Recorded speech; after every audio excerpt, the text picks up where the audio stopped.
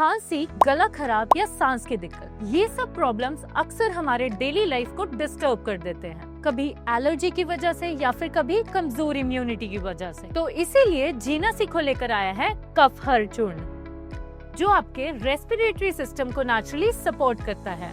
इसमें है छोटी इलायची जो इरिटेशन कम करे और पिपली जो इम्यूनिटी को मजबूत बनाए। कंज्यूम करना भी आसान है, बस रोज 2 से 5 ग्राम 2 से 3 बार पानी के साथ लें। ये नेचुरल चूर्ण न सिर्फ खांसी और एलर्जी की तकलीफ को कम करता है, बल्कि आपके एनर्जी लेवल्स भी बढ़ाता है और आपके ओवरऑल वेलबींग को इम्प्रूव करता है। तो देर कैसी, आज ही अपना और अपने परिवार का ख्याल रखिए।